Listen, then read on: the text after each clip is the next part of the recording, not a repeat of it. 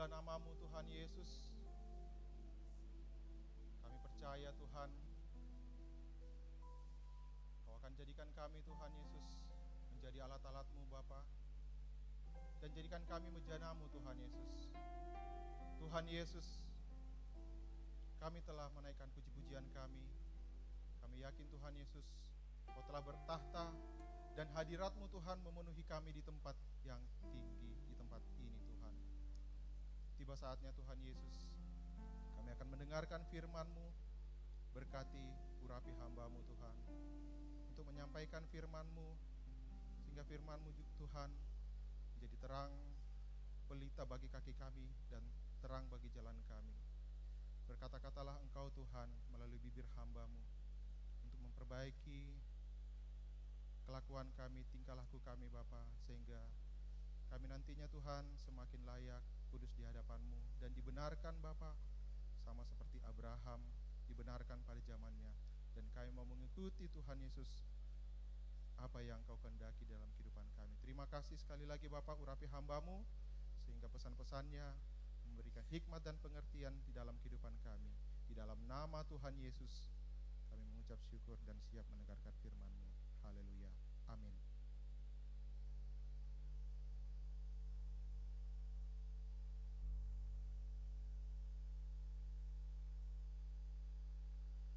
Haleluya. Haleluya. Puji Tuhan. Tuhan memberkati kita semua. Kita boleh ada sebagaimana kita ada.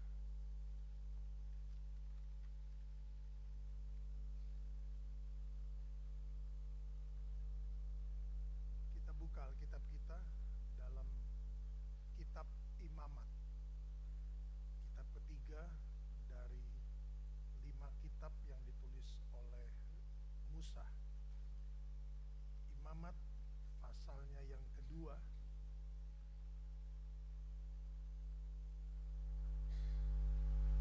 ayatnya yang ke-13.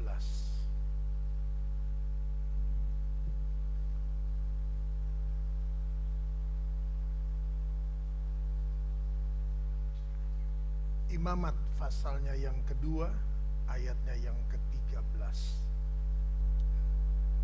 Dan tiap-tiap persembahanmu yang berupa korban sajian haruslah kau bubuhi garam. Janganlah kau lalaikan garam perjanjian Allahmu dari korban sajianmu.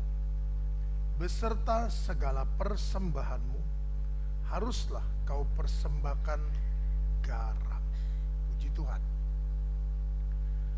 Setiap persembahanmu yang berupa korban sajian harus kau bubuhi garam. Dan janganlah kau lalaikan garam perjanjian Allahmu dari korban sajianmu. Beserta segala persembahanmu haruslah kau persembahkan garam. Jadi setiap korban sajian harus dibubuhi garam. Dan jangan lalaikan garam perjanjian Allahmu. Jangan kau lalaikan garam perjanjian Allahmu. Jadi saudara kasih Tuhan, setiap persembahan, setiap korban yang kita bawa kepada Tuhan, baik berupa korban apapun, entah itu pelayanan, entah itu kehidupan, entah itu korban-korban yang kita persembahkan kepada Tuhan, korban tatangan, korban-korban yang lainnya. Dikatakan jangan kita lalaikan garam perjanjian. Garam perjanjian. Jadi harus didasari, dialaskan, disandingkan dengan garam perjanjian Allah. Dengan garam perjanjian Allah.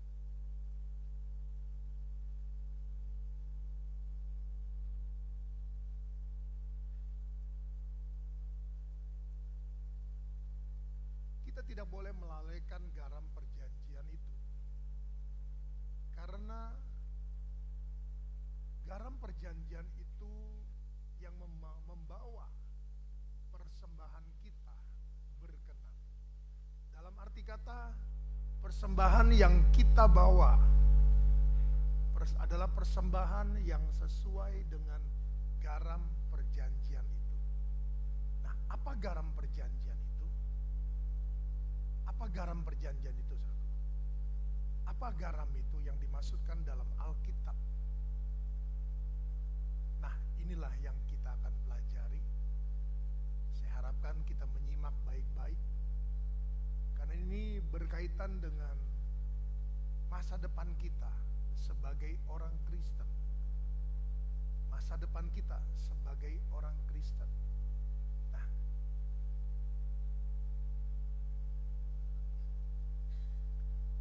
ini satu kehidupan yang kita jalani. Yang kita jalani.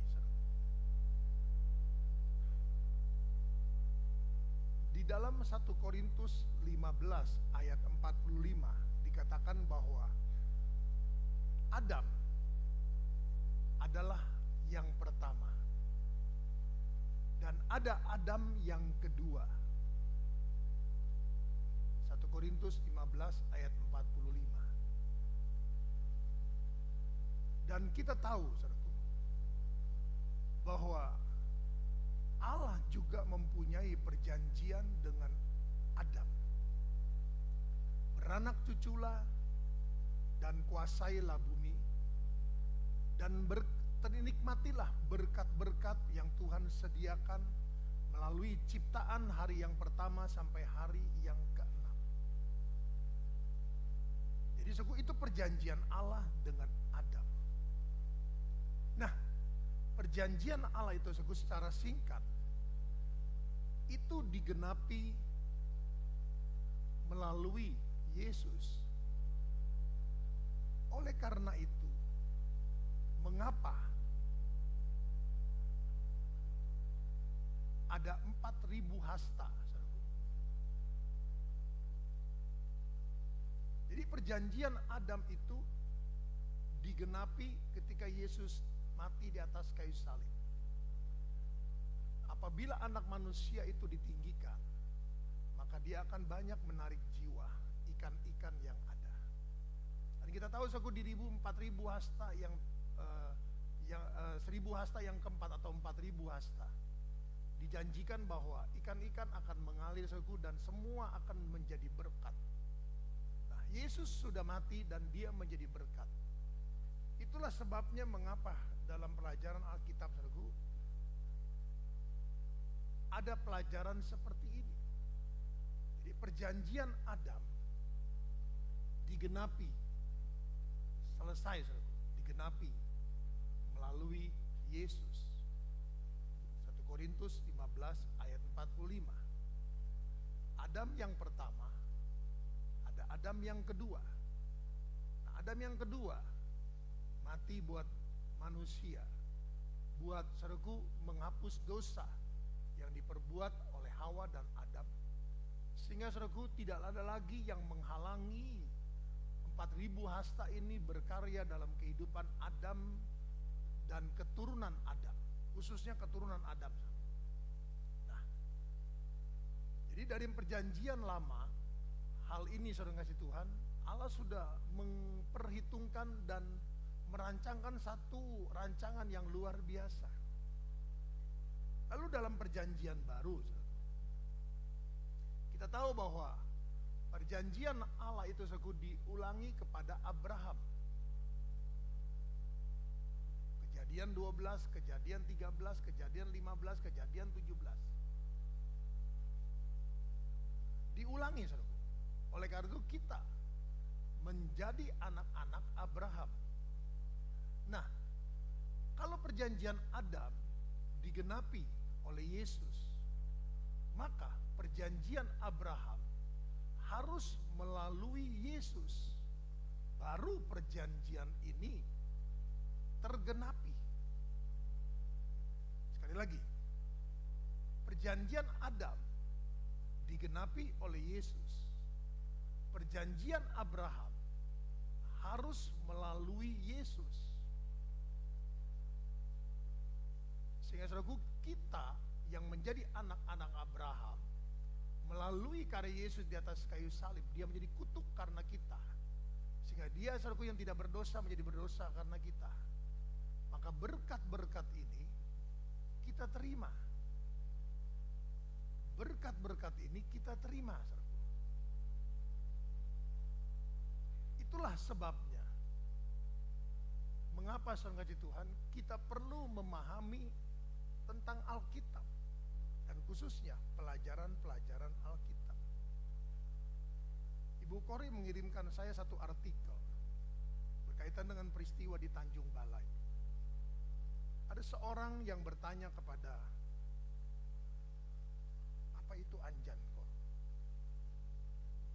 Biksu kali ya. Ya. Dia bertanya kepada seorang pemuka agama Buddha lah. Bagaimana, maaf kata, jika ada kitab sucimu dimasukkan ke dalam kloset? Dengan tenang pemuka agama itu berkata bahwa aku akan mengambil kitab itu sehingga kloset itu tidak mampet.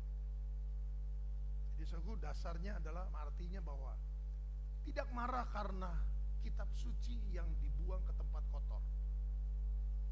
Lalu dijelaskan lagi bahwa kalian bisa melakukan apapun. Maksudnya bukan kalian itu, bukan orang itu, tetapi intinya adalah orang-orang bisa melakukan apapun. Menghancurkan tempat ibadah, membakar kitab, menghancurkan patung-patung dan sebagainya.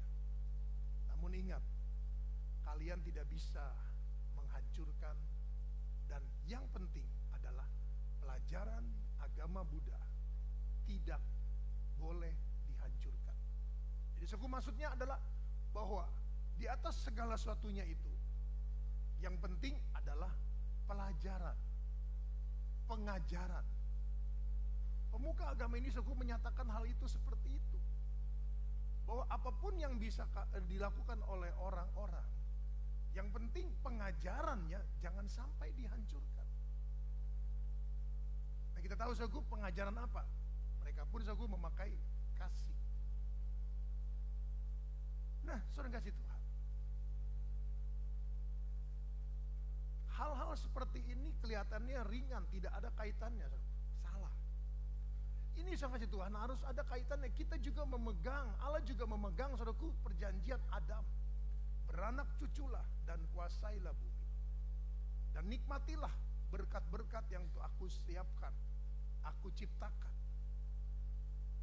Saudara kasih Tuhan, perjanjian Allah juga mencakup keluarga. Aku menjadikan dari tulang rusuk seorang penghibur, seorang penolong. Keluarga, rumah tangga. Jadi saudara, perjanjian Adam itu ada perjanjian, dan itu digenapi oleh Yesus di atas kayu salib. Demikian pula perjanjian Abraham, saudaraku, harus melalui karya Yesus di atas kayu salib. Jadi prinsip salib, saudaraku, tidak pernah terlepaskan dalam kehidupan dari Adam sampai kedatangan Tuhan yang kedua kali, saudaraku. Kedatangan Tuhan yang kedua kali, sampai 1000 tahun damai, dan sampai kekekalan. Dari kekekalan kembali kepada kekekalan. Salib tidak bisa terlepas. Jadi kalau ada orang yang mengajarkan, atau ada orang Kristen atau ada hamba Tuhan yang mengajarkan bahwa salib itu tidak berarti, salah. Mereka tidak mengerti tentang karya Yesus menggenapi seluruh perjanjian dari Adam, Abraham sampai kesempurnaan gereja. Puji Tuhan. Nah, kita lanjut sekarang. Kita lanjut. Jadi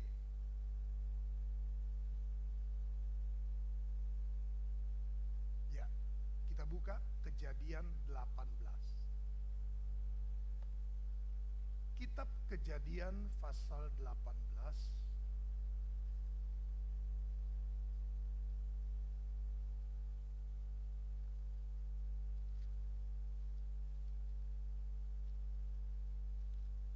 kita baca ayatnya yang pertama. Kemudian Tuhan menampakkan diri kepada Abraham dekat pohon tarbantin di Mamre, sedang ia duduk di pintu kemahnya waktu hari panas terik. Ketika ia mengangkat mukanya, ia melihat 3 orang berdiri di depannya. Sesudah dilihatnya mereka, ia berlari dari pintu kemahnya, menyongsong mereka. Lalu sujudlah ia sampai ke tanah. Sampai di situ. Saudara kasih Tuhan, 3 orang datang. Minggu lalu saudaraku dikutip oleh Bapak Pendeta Yos Sartono tentang peristiwa ini. Jadi saudaraku, ini adalah lambang dari Allah Bapa, Allah Anak, dan Allah Roh Kudus. Yang kita kenal saudaraku, kita panggil sebagai Allah, Tuhan, dengan 5 kosak huruf yang besar. Allah Bapa. Lalu anak saudaraku Yesus, Tuhan Yesus Kristus. Nah, kita langsung saja saudaraku, karena di sini ini hanya untuk membawa saudara kepada apa yang kita perlu perhatikan. Kita sampai kepada pasalnya yang ke-19. Kita baca ayatnya yang pertama. Kedua malaikat itu tiba di Sodom pada waktu petang. Lot sedang duduk di pintu gerbang Sodom, dan ketika melihat mereka, bangunlah ia menyongsong mereka, lalu sujud dengan mukanya sampai ke tanah. Apa yang dilakukan oleh Abraham dilakukan oleh Lot. Berarti saudaraku, pergaulan yang buruk merusak kebiasaan yang baik. 1 Korintus 15 berkata. Namun kita melihat bahwa juga ada ayat yang mengatakan bahwa Lot bersusah hati. Lot berusaha dengan sekuat tenaga mempertahankan kehidupannya, kekudusan. Di tengah-tengah saudaraku tempat yang dia salah masuk, yang dia salah pilih karena dia melihat dengan mata jasmani. Keindahan saudaraku seperti taman surga dikatakan dalam Kejadian. Dia tahu bahwa dia telah salah. Tetapi kita melihat di sini bahwa apa yang dilakukan oleh Abraham dalam ayatnya yang kedua, pasal 18, sujud. Lot pun sujud. Jadi kita lihat satu hubungan yang tetap terpelihara, baik oleh Abraham maupun oleh Lot. Dan yang perlu kita lihat ini adalah 2 orang datang kepada Lot di Sodom. Yang satu tinggal bersama dengan Abraham. Perintah melalui Allah Bapa. Eksekutor adalah Yesus dengan Roh Kudus. Jadi saudaraku, segala sesuatu yang direncanakan oleh Bapa, itu saudaraku dieksekusi atau digenapi oleh 2 oknum ini, yaitu Yesus dan Roh Kudus. Jadi klop saudaraku, Allah Bapa, Tuhan ada bersama dengan Abraham. Disitulah Abraham mengadakan tawar-menawar, 50, 45, 40, 30, 20, 10. Nah yang 2 saudaraku masuk terus ke Sodom. Kalau saudara membaca pasal 19 dikatakan bahwa kami akan bertindak ketika ada perintah dari Bapa, ketika ada perintah dari Tuhan. Klop seperti yang dikatakan dalam Injil Yohanes, bahwa apa yang aku lakukan adalah berdasarkan perintah dari Bapa, dan apa yang Roh Kudus lakukan adalah berdasarkan perintah daripada aku. Nah, saudara kasih Tuhan. Jadi di sini kita lihat 2 oknum saudaraku. Mengapa saya taruh di sini? Karena ini saudaraku ada kaitannya dengan Abraham. Ini ada kaitannya dengan Abraham. Jadi 3 oknum yang dilihat, 2 masuk ke kota Sodom. 2 masuk saudaraku ke kota Sodom. Ingin menghancurkan Sodom. Karena apa yang orang-orang Sodom lakukan saudaraku sudah keliwatan. Sehingga Tuhan harus turun. Dan Tuhan memberikan pelajaran dari kitab Kejadian bahwa dia tetap bertiga. Ketika dia merestorasi dunia ini, saudaraku, bertiga. Ketika dia menciptakan manusia, bertiga. Jadi segala sesuatu tidak terlepas. Nanti di lain waktu kita akan belajar, saudaraku, tentang Tritunggal ini. Nah, saudara kasih Tuhan. Jadi dua yang masuk ke kota Sodom, yang menjadi eksekutor, menghancurkan Sodom dan Gomora. Kita lanjut, saudaraku. Nah, dari 7 hari ini, saudaraku, kita gabung 1 dan 2 menjadi 2000 tahun, 3 dan 4 menjadi 2000 tahun, 5 dan 6 menjadi 2000 tahun. Kan ini bicara, saudaraku, 7000 tahun. Tapi yang kita pelajari, saudaraku, adalah di sini dikatakan zaman Bapa, zaman Anak, zaman Roh. Nah, saya besarkan sehingga disinilah menjadi zaman Roh. Ini, saudaraku, 2000 tahun menurut pelajaran Alkitab. Jadi 2000 tahun, saudaraku, dimulai dengan salib Kristus, diakhiri dengan kedatangan Tuhan yang kedua kali. Baru di sini 1000 tahun damai. Nah, kita lanjut, saudaraku. Kita buka Injil Yohanes pasalnya yang pertama. Injil Yohanes pasalnya yang pertama. Kita baca ayatnya yang pertama.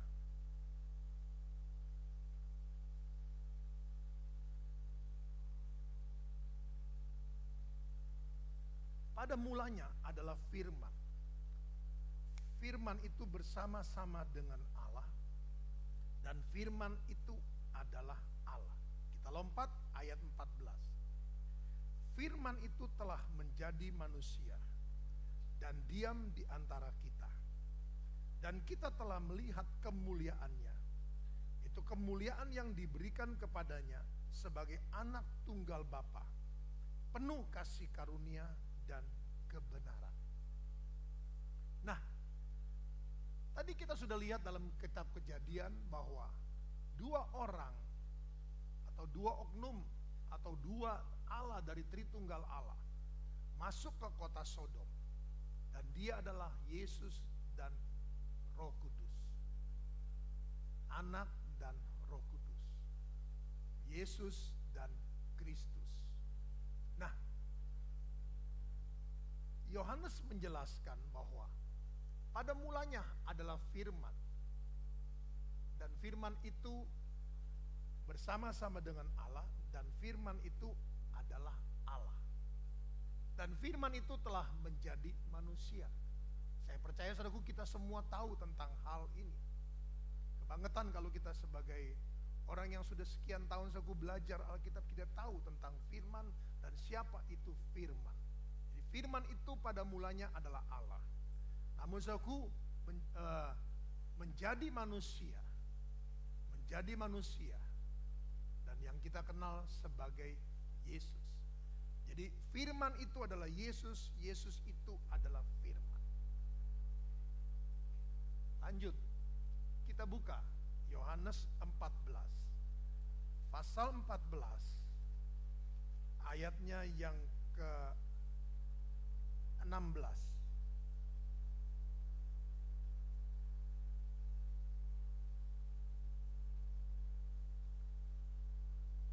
Aku akan minta kepada Bapa, dan Ia akan memberikan kepadamu seorang penolong yang lain, supaya Ia menyertai kamu selama-lamanya.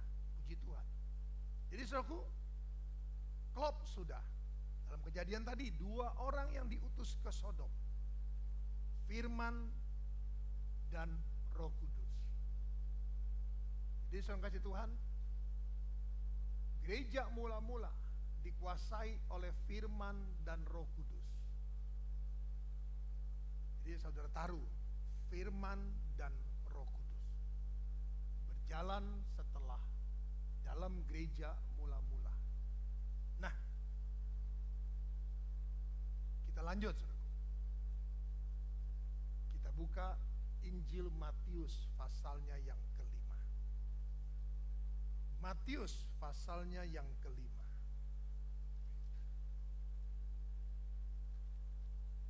Ayatnya yang ke-13. Matius pasal 5 ayat 13.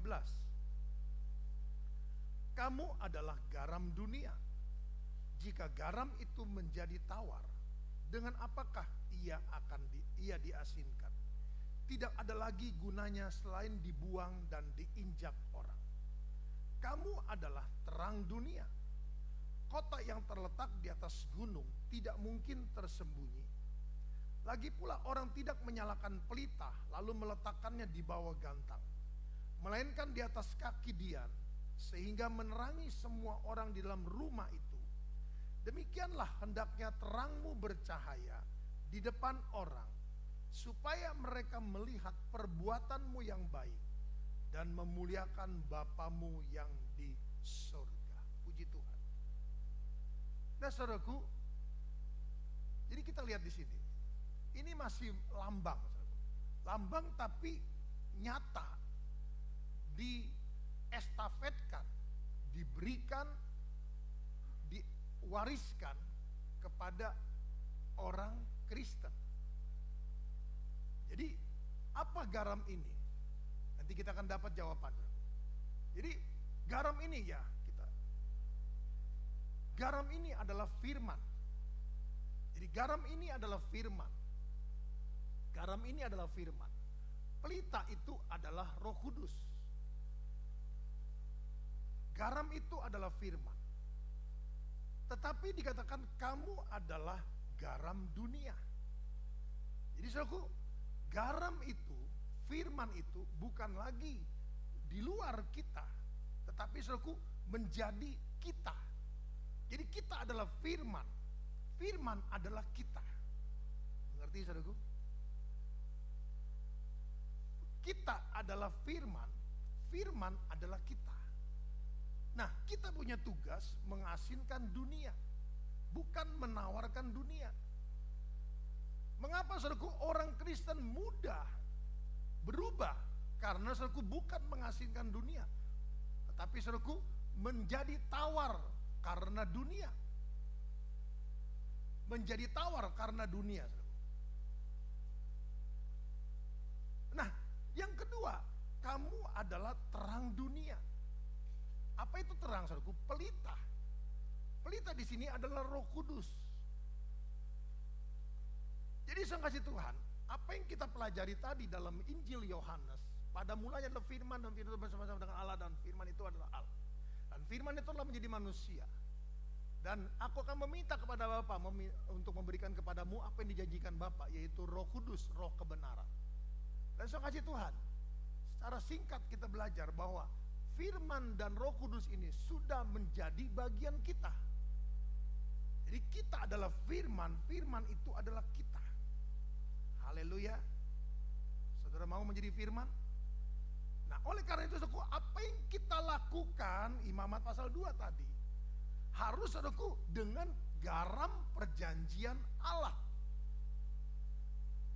Dalam garam perjanjian Allah, dengan garam perjanjian Allah. Jadi saudaraku, garam perjanjian dulu, garam, firman, firman perjanjian. Nah, firman perjanjian itu kita sudah lihat tadi, digenapi saudaraku dari perjanjian Allah kepada Adam, digenapi sampai kepada Yesus. Selesai. Perjanjian Abraham saudaraku melalui Yesus, maka kita menerima perjanjian Allah itu. Nah, untuk kita mendapatkan perjanjian Allah itu saudaraku, maka Allah memberikan kita garam, firman, dan memberikan kita pelita, Roh Kudus. Maka saudara Tuhan dirangkum menjadi satu. Kamu adalah garam dunia. Kamu juga adalah terang dunia. Mengerti sampai di sini? Kamu adalah garam dunia. Coba tunjuk diri kita dulu. Kamu adalah garam dunia. Halo, kok kalau pendeta lain nyuruh kok nurut, kalau saya nyuruh enggak. Enggak dijebak, ini enggak dijebak. Enggak, ini bukan jebakan Batman.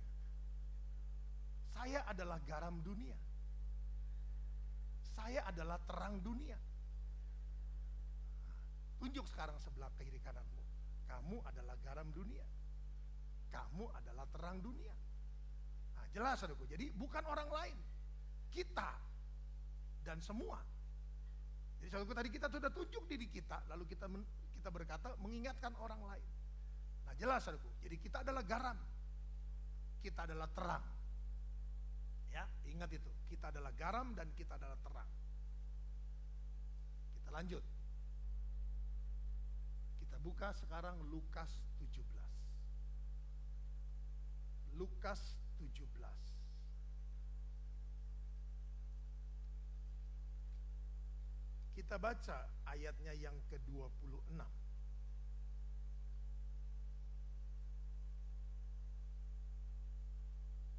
Sampai ayat 37.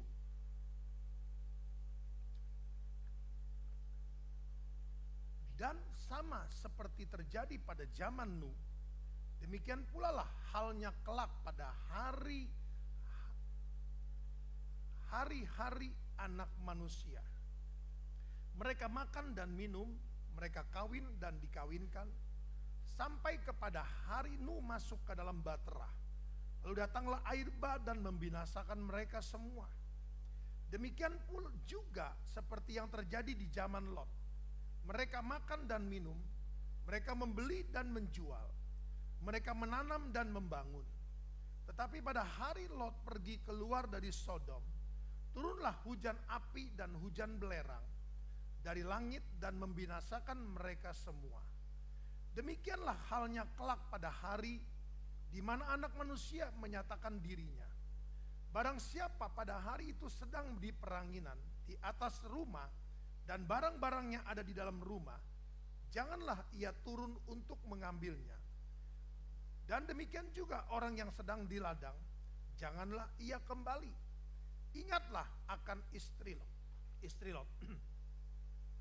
Barang siapa berusaha memelihara nyawanya, ia akan kehilangan nyawanya. Dan barang siapa kehilangan nyawanya, ia akan menyelamatkannya. Aku berkata kepadamu, pada malam itu ada 2 orang di atas satu tempat tidur, dan yang seorang akan dibawa, dan yang lain akan ditinggalkan. Ada 2 orang perempuan bersama-sama mengilang, yang seorang akan dibawa, dan yang lain akan ditinggalkan. Kalau ada 2 orang di ladang, yang seorang akan dibawa, dan yang lain akan ditinggalkan. Kata mereka kepadanya, di mana Tuhan? Di mana Tuhan? Katanya kepada mereka, di mana ada mayat, di situ berkerumun burung nasar. Terus kasih Tuhan, satu rangkaian yang disampaikan oleh Yesus. Perhatikan, Yesus mengingatkan bahwa di akhir zaman ini peristiwa Nuh, peristiwa Lot akan terulang kembali. Dan orang akan sibuk dengan makan minum, kawin mengawinkan. Orang akan sibuk dengan membeli dan menjual, menanam dan membangun. Ini warning, saudara. Peristiwa Nuh dan Lot akan terjadi, tetapi berdasarkan apa yang disampaikan oleh Yesus, ini merupakan satu hal yang kita harus perhatikan dengan amat sangat. Karena apa? Nanti kita akan sampai kepada ayat 37, di mana mereka bertanya, di mana Tuhan? Jadi di mana, koma, baru dia sebut Tuhan. Kurios. Jadi kapan itu terjadi? Di mana itu terjadi? Lalu dia menjawab hanya dengan kata-kata yang luar biasa. Di mana ada mayat, di situ berkerumun burung nasar. Nanti kita akan sampai di sana. Langsung kasih Tuhan. Jadi sekali lagi saya ingatkan bahwa Alkitab berkata mengingatkan kita zaman Nuh dan zaman Lot akan terulang kembali. Dan diingatkan bahwa kalau saat itu terjadi, engkau ada di peranginan, dikatakan ayat 31, barang siapa pada hari itu sedang di peranginan di atas rumah dan barang-barang yang ada di dalam rumah, janganlah ia turun untuk mengambilnya. Dan demikian juga orang yang sedang di ladang, janganlah ia kembali, ingatlah akan istri Lot. Intinya saudaraku, di mana hartamu, di situ hatimu. Nah, ini warning yang kedua. Jangan sampai di tengah-tengah saudaraku kesibukan kita melakukan segala sesuatu, jangan kita sengaja Tuhan mengabaikan firman Allah. Mengabaikan saudaraku, ingat kita sekarang ini adalah garam. Kita ini adalah pelita. Maka sengaja Tuhan kita harus memperhatikan garam itu jangan sampai menjadi tawar. Jangan sampai saudaraku karena kesibukan, lalu sengaja Tuhan kita mengabaikan bahwa kita ini adalah garam. Kalau kita mengabaikan saudaraku kita ini adalah garam, berarti kita mengabaikan saudaraku kita ini adalah firman. Berarti kita mengabaikan firman. Dan kalau kita mengabaikan firman, berarti saudaraku kita menawarkan firman. Menjadikan firman itu tawar. Bukan tawar-menawar, tetapi menjadikan firman itu tawar dalam hidup kita. Pelita itu saudaraku kita taruh di bawah gantang. Nah, dikatakan jangan sampai di mana hartamu, di situ hatimu. Jangan sampai engkau mengabaikan firman yang telah engkau dengar. Karena firman ini pasti jadi. Firman ini harus terjadi dan digenapi. Dari zaman Adam saudaraku sudah digenapi zaman Yesus. Dan perjanjian Abraham saudaraku melalui Yesus maka mereka menerima hak menjadi anak-anak Abraham. Kita semua saudaraku menerima hak menjadi anak-anak Abraham. Nah saudara kasih Tuhan, lalu dikatakan bahwa ayat 34, ayat 35 dan ayat 36. Ada dua orang di tempat tidur, yang satu dibawa, yang satu ditinggalkan. Yang satu saudaraku taken away, disingkirkan, yang satu tertinggal. Lalu dikatakan ada dua orang perempuan yang menghilang, yang seorang akan dibawa, disingkirkan, yang satu ditinggal. Lalu dikatakan lebih lanjut, dua orang di ladang, yang satu dibawa, yang lain ditinggalkan. Ini bicara tentang keluarga di tempat tidur. Bicara tentang rumah tangga. Secara individual, saudaraku, individu saudara adalah garam. Nah, oleh karena itu mengapa dikatakan ada yang dua di tempat tidur, yang satu disingkirkan, yang satu ditinggal. Ada dua orang saudaraku yang sedang menghilang, bekerja. Yang satu disingkirkan, yang satu ditinggal. Ada dua orang di ladang yang sedang saudaraku berusaha. Yang satu disingkirkan, yang satu ditinggal. Jadi seluruh aspek kehidupan kita saudaraku ada di dalam perikop ini. Ada saudaraku di dalam firman yang kita sedang pelajari ini. Saudara yang berumah tangga, saudara mempunyai keluarga, saudara dimasuk ayat 34. Saudara yang sedang bekerja profesional, saudaraku, saudara masuk dalam ayat 35. Saudara yang menjadi pengusaha, saudaraku, menjadi businessman, businesswoman, saudaraku, apapun saudara kasih Tuhan. Saudara menjadi ayat yang 36. Nah, ini seluruh aspek kehidupan kita sebagai manusia. Jadi intinya begini saudaraku, kalau kita tidak berhati-hati dengan apa yang kita sedang pelajari ini, maka kita masuk terbawa arus dengan zaman Nuh dan zaman Lot. Maka saudara kasih Tuhan, kita akan terbawa arus dan kita mengabaikan firman, lalu kita menjadikan harta itu dalam hati kita. Di mana hartamu berada, di situ hatimu berada.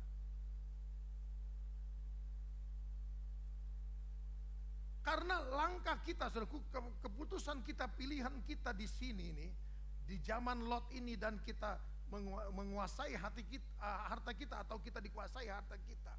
Ini saudaraku menjadi satu keputusan yang akan berakibat atau bermanfaat.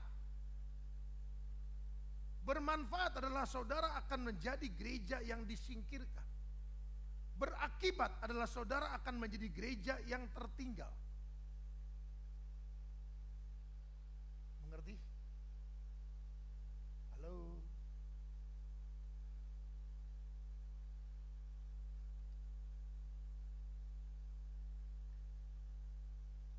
Jadi saudara kasih Tuhan, langkah kita dalam keputusan kita di tengah-tengah saudaraku arus zaman Nuh dan zaman Lot ini mempengaruhi saudaraku hati kita, pengiringan kita, pelayanan kita kepada Tuhan. Dan kita ditentukan di sini. Kita menjadi gereja yang disingkirkan di padang gurun, jauh dari mata ular, Wahyu 12. Atau kita menjadi gereja yang masuk ke dalam masa 3,5 tahun aneh besar, yaitu menjadi gereja yang ditinggalkan. Ini jelas, ini firman Allah. Ini garam perjanjian. Ini garam perjanjian. Ini tidak mungkin Tuhan tidak genapi. Ini pasti jadi. Jadi tinggal bagaimana sekarang keputusan kita, pilihan kita, penentuan kita. Apakah saudara kita akan menjadi gereja yang disingkirkan atau tidak?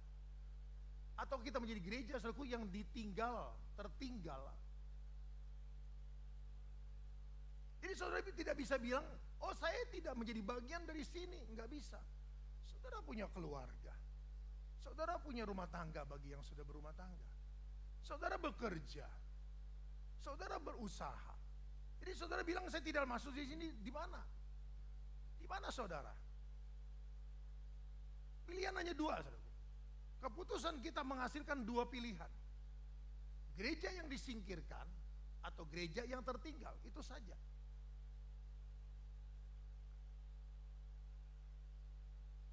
Nah, penentuan di sini, saudaraku, dua hal ini, disinilah penentuannya. Zaman Nuh dan zaman Lot. Zaman Nuh dan zaman Lot. Ingat akan istri Lot, dikatakan. Kalau engkau ada di peraingan, jangan turun ngambil. Ingat akan istri Lot, di mana hartamu berada, di situ hatimu berada. Nah, mengapa, saudara? Apa sih penyebabnya? Nah, inilah yang kita lihat lagi. Kita buka Markus pasal 9. Injil Markus pasal 9 yang kita sudah baca minggu lalu, 2 minggu lalu, ayat 42.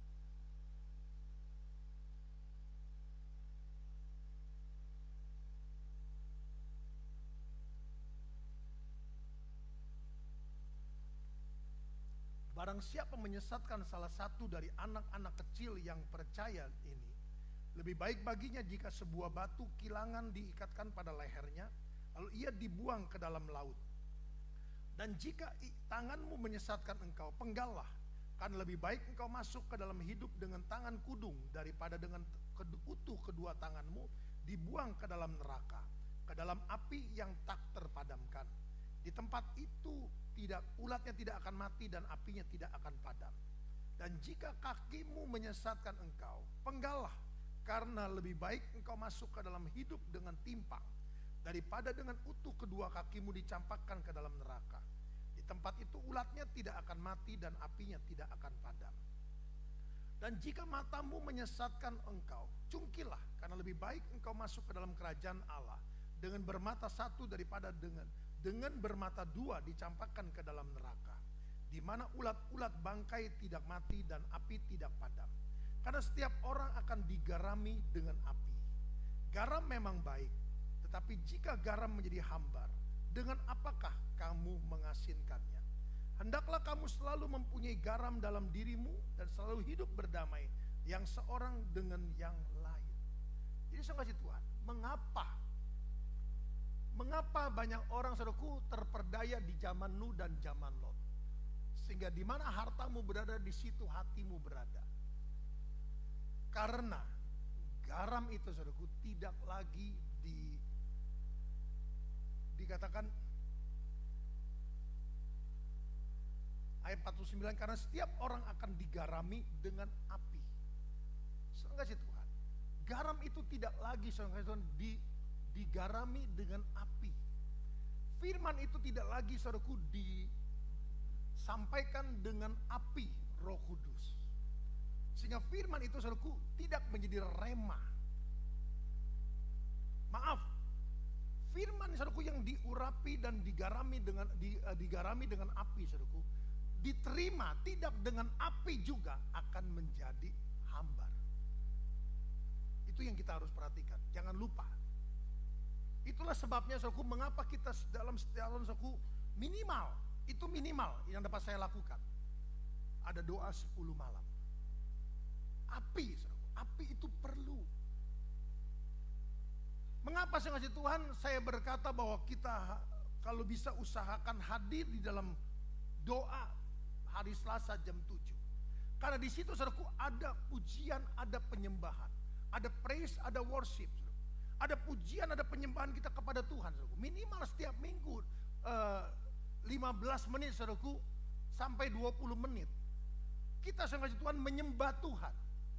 Minimal saudaraku roh kita bangkitkan kembali, roh kita saudaraku dinyalakan kembali. Itu minimal. Kalau hanya saudaraku kita mengandalkan 10 malam, kita tidak akan mencapai apa yang Tuhan inginkan.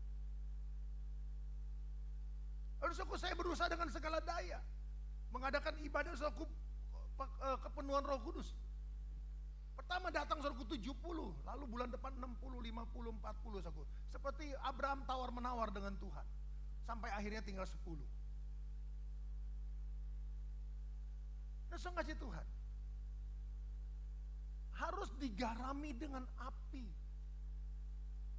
Akibatnya apa? 42 sampai 48. Penyesatan. Saudaraku. Mengapa penyesatan terjadi? Karena garam itu menjadi tawar.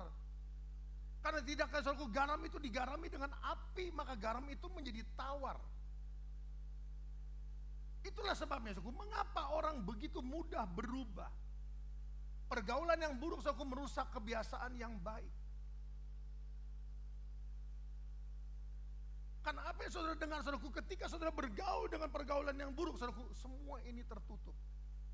Saudara menutup, mentaruh di atas bau gantang, saudaraku. Saudara menutup firman, dan saudara juga menutup firman itu berbicara. Nah, saya kasih Tuhan, kita lihat di sini. Kalau garam itu sudah diasinkan, dikatakan menjadi hambar, dengan apa kamu bisa mengasinkannya lagi? Tidak bisa, saudaraku. Jadi kita lihat di sini. Mengapa saya ngasih Tuhan orang bisa berubah dan tidak berjuang untuk mendapatkan suku menjadi gereja yang disingkirkan? Karena garam firman itu hambar. Kenapa bisa jadi hambar? Karena tidak digarami dengan api. Jadi sinilah saudaraku, garam itu adalah firman. Firman itu adalah garam. Dan kita adalah garam dunia. Kita adalah terang dunia.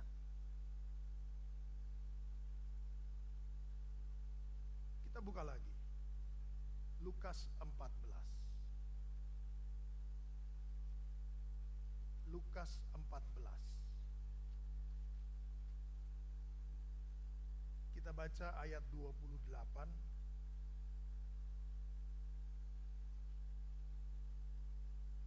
Lukas 14 ayat 28.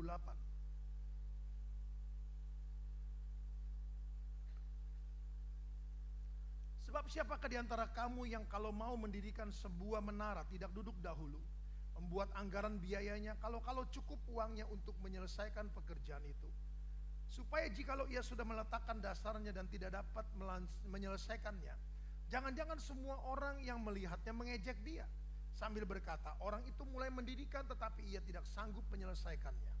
Atau raja manakah yang kalau mau pergi berperang melawan raja lain tidak duduk dahulu untuk mempertimbangkan apakah dengan 10.000 orang ia sanggup menghadapi lawan yang mendatangi dengan 20.000 orang. Jikalau tidak, ia akan mengirim utusan selama musuh itu masih jauh untuk menanyakan syarat-syarat perdamaian. Demikian pula lah setiap orang di antara kamu yang tidak melepaskan dirinya dari segala miliknya tidak dapat menjadi muridku.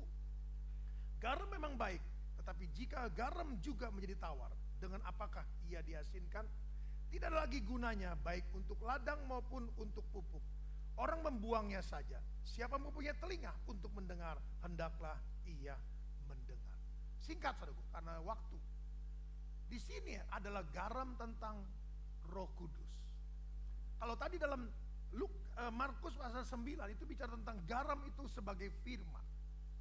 Nah, Lukas pasalnya yang ke-14 ini, garam ini disebut sebagai hikmat, sebagai Roh Kudus. Dalam Roh Kudus kita mendapatkan hikmat. Dan hikmat itu adalah pikiran Allah. Dan saudaraku, dengan hikmat itu kita bisa, saudara Tuhan, merangkai satu kehidupan. Sebagai seorang profesional kita bisa merencanakan satu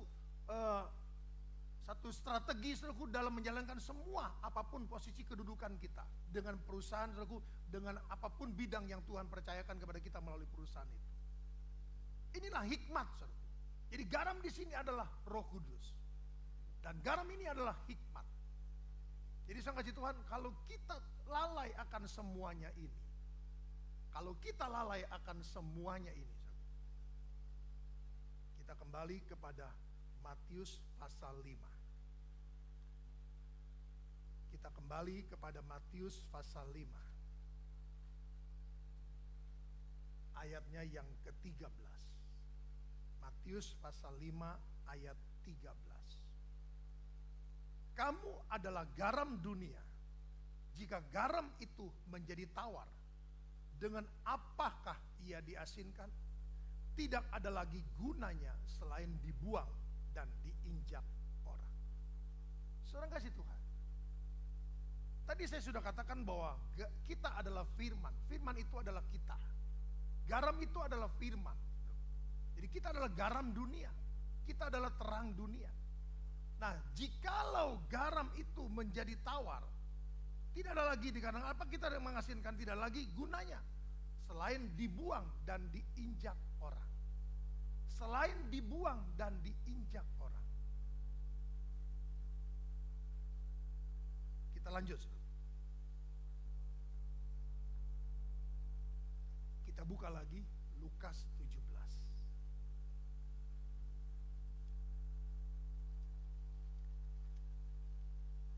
Ayat 37. Lukas 17 ayat 37. Kata mereka kepada Yesus, "Di mana Tuhan?"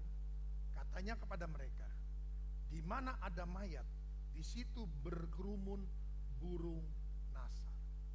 Saudara kasih Tuhan, ini Yesus bicara tentang satu peristiwa, satu kondisi, dan satu lokasi. Satu peristiwa, satu kondisi, dan satu lokasi. Kita buka Wahyu pasal 11. Wahyu pasal 11.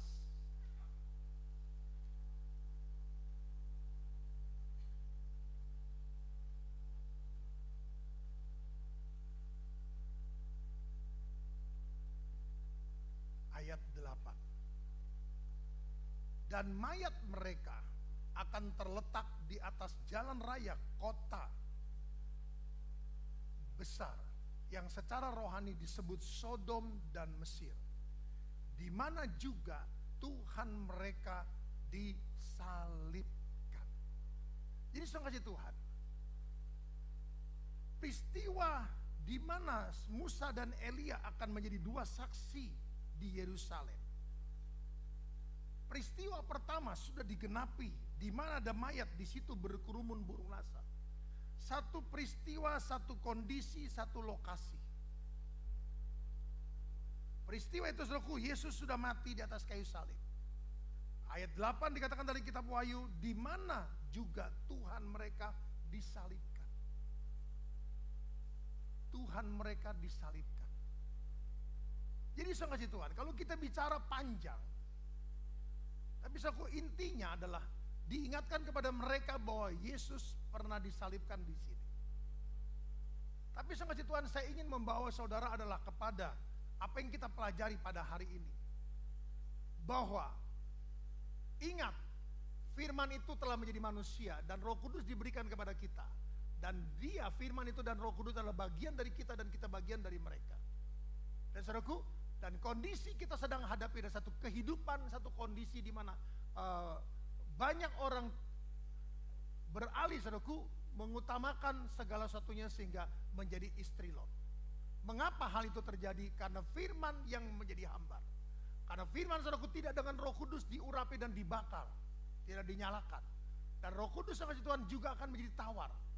Karena tidak lagi orang bangga, orang mengejar saudaraku, orang mencari Roh Kudus. Dan berakibat dibuang dan diinjak-injak orang. Di mana? Di mana mayat itu ada? Di situ berkerumun burung nasar. 3,5 tahun aniaya besar. Di mana Tuhan kita juga disalibkan. Peristiwa ini saudaraku ada di dalam sini. Luar biasa saudaraku. Saya ketika belajar ini saudaraku luar biasa, saya katakan kok begitu ajaibnya saudaraku, begitu luar biasanya rancangan Tuhan mengingatkan kita bahwa apa yang ditulis oleh tabib Lukas saudaraku sama dengan apa yang ditulis oleh Nabi Yohanes. Oleh Rasul Yohanes. Dua waktu yang berbeda. Ini di Pulau Patmos. Ini ditulis oleh tabib Lukas, Dokter Lukas. Tapi saya kasih Tuhan, kita melihat di sini bahwa firman Allah selalu mengajar kita, mengingatkan kita. Apabila kita tidak membuang pengajaran firman Allah, maka kita akan selalu diingatkan. Yang menjadi pertanyaan, apakah kita menghargai semuanya ini atau tidak? Apakah kita menjadikan diri kita garam dan menjadikan diri kita pelita? Ataukah kita menjadikan dia tawar dan tidak bekerja dan berbicara kepada kita? Sehingga saudara Tuhan, kita menjadi orang-orang yang hidup dalam zaman Nuh dan zaman Lot, saudaraku, di mana hartamu berada, di situ hatimu berada. Maka saudara Tuhan, kita siap nanti akan menjadi garam yang hambar dan kita akan diinjak-injak dan dibuang orang. Maka kita masuk menjadi orang-orang yang terinjak dan kita menjadi orang yang dibuang karena masuk ke dalam 3,5 tahun aniaya besar. Yesus sudah berkorban untuk kita dengan satu tujuan. Perjanjian Abraham, perjanjian Adam digenapi oleh Yesus di atas kayu salib. Perjanjian Abraham digenapi saudaraku dan harus melalui salib Kristus. Maka kita akan menerima berkat-berkat menjadi gereja sempurna dengan 4.000